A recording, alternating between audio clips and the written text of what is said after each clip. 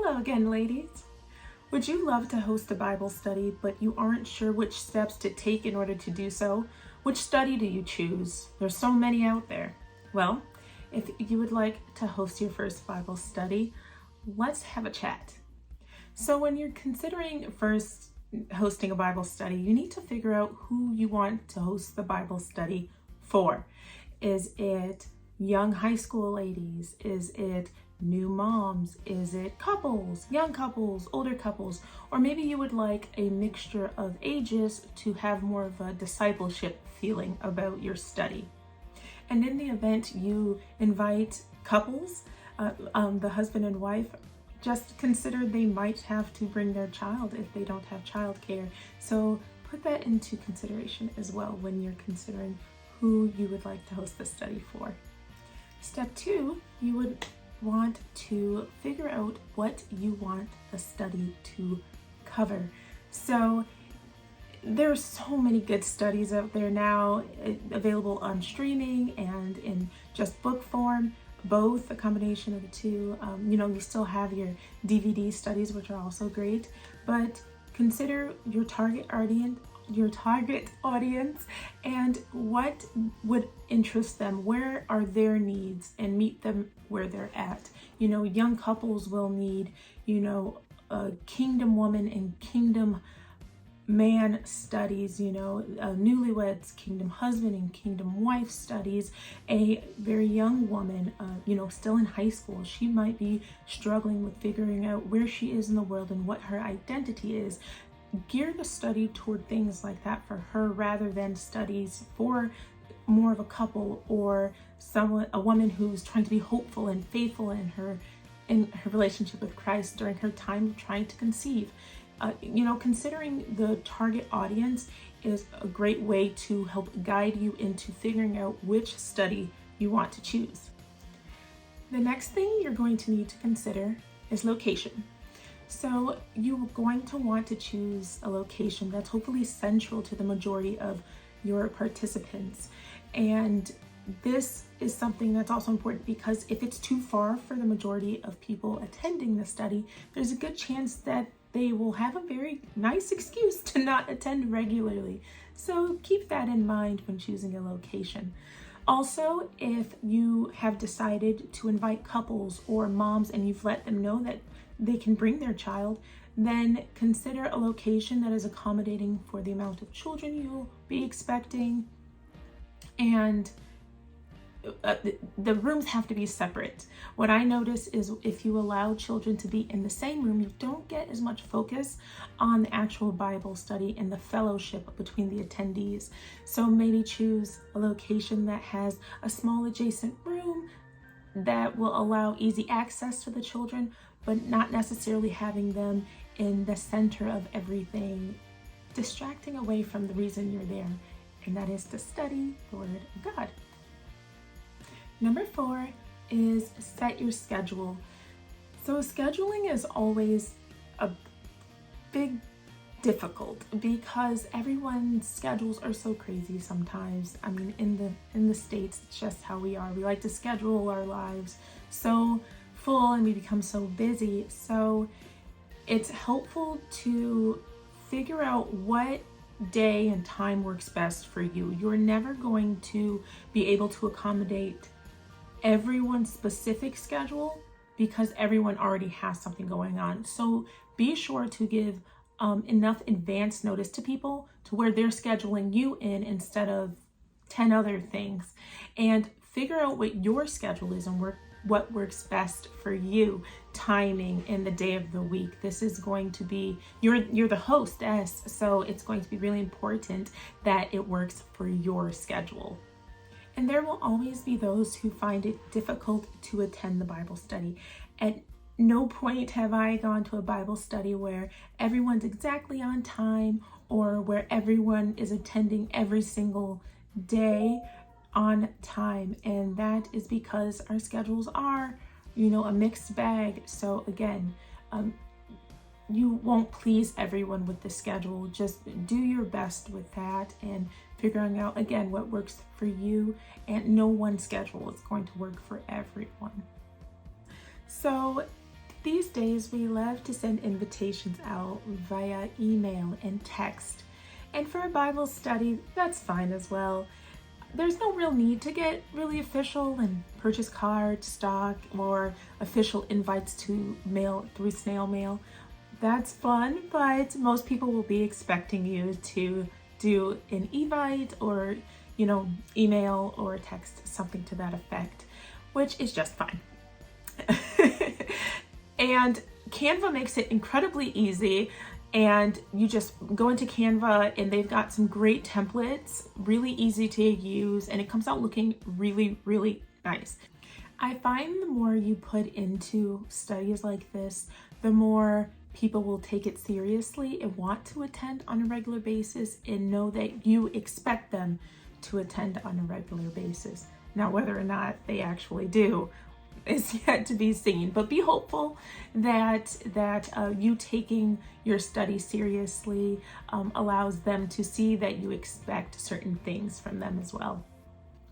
Be sure to include a link to this study material within the invitation, and that'll help, if it's over email. If it's not, just list, if you're choosing to send it through a different format but have the same invitation, just be sure to include which Bible study and the author of this study within the invitation.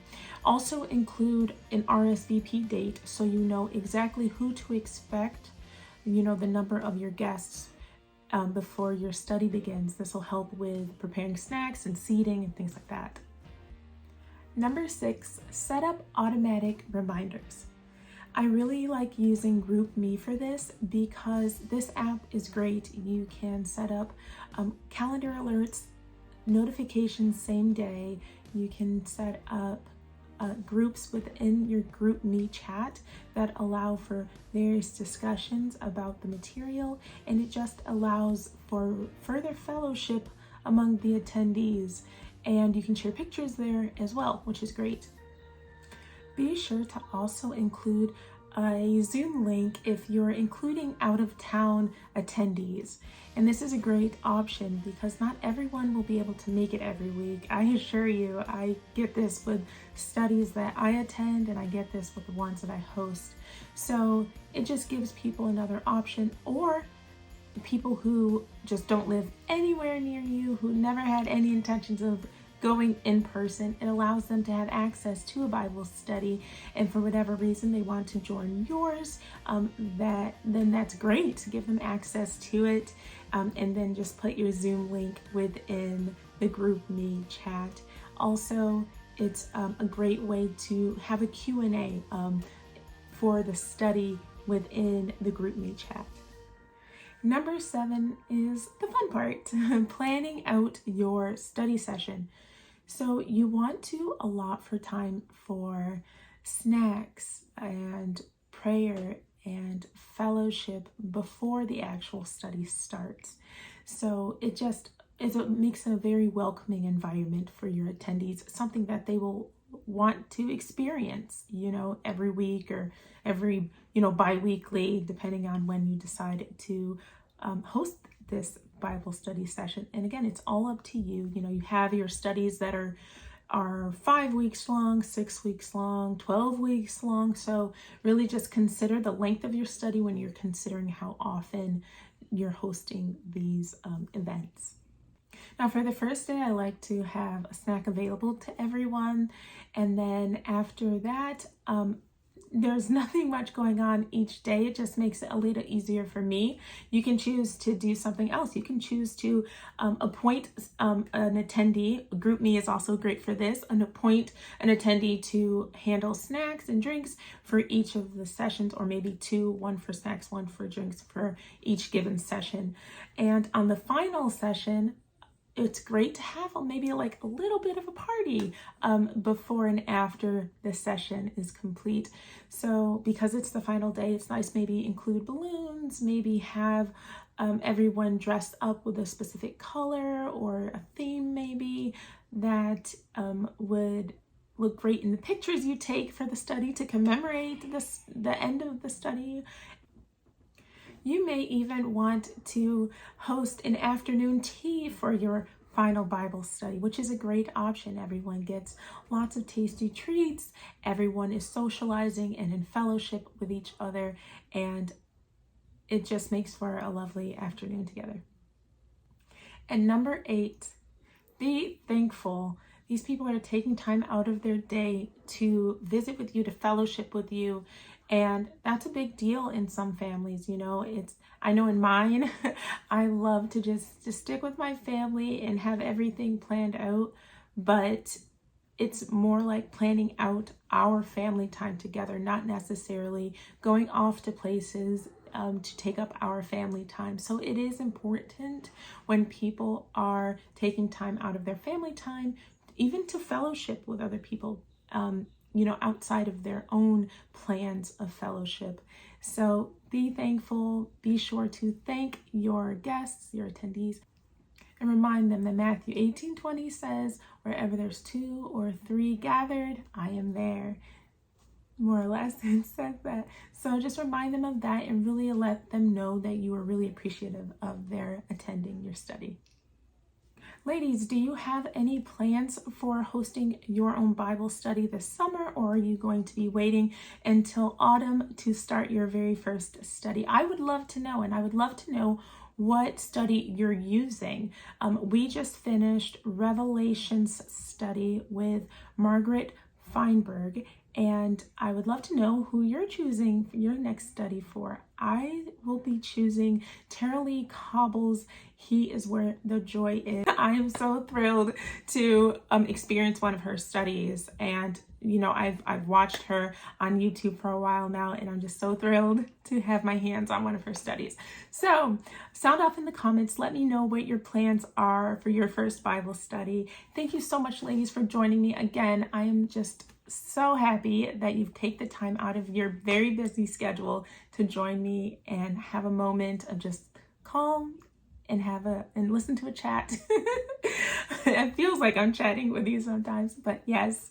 Until next time, ladies, ciao.